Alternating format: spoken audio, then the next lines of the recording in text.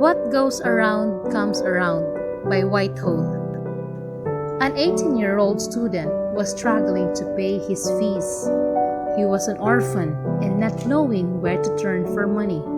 He came up with a bright idea.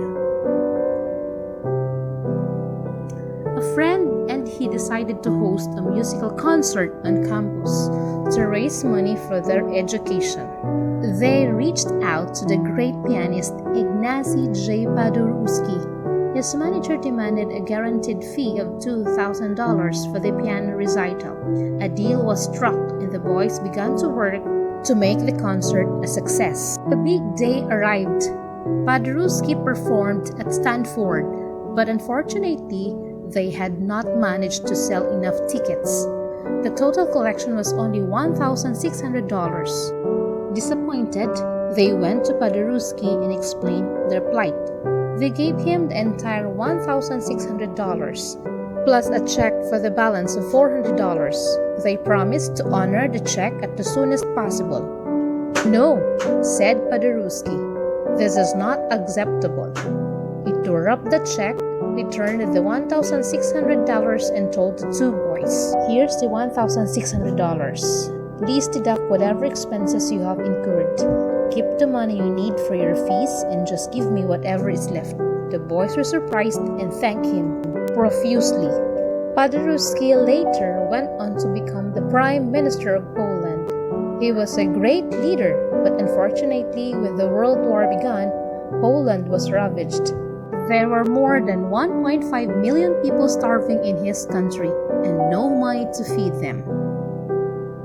Paderewski did not know where to turn for help. He reached out to the U.S Food and Relief Administration for help. The truly great people think, if I don't help them, what will happen to them? They don't do it by expecting something in return. They do it because they feel it's the right thing to do. The calamity was averted. Paderewski was relieved. He decided to go across to meet Hoover and personally thank him. When Paderewski began to thank Hoover for his noble gesture, Hoover quickly interjected and said, "You shouldn't be thanking me, Mr. Prime Minister. You may not remember this, but several years ago, you helped two young students go through college in the U.S. I was one of them. Why should he help two people he did not even know? We all come across situations like this in our lives, and most of us only think, if I help them, what would happen to me?" The head there was a man called Herbert Hoover, who later went on to become the U.S. President. Hoover agreed to help and quickly shipped tons of food grains to feed the starving Polish people. It was a small act of kindness, but it clearly marked out someone as a great human being.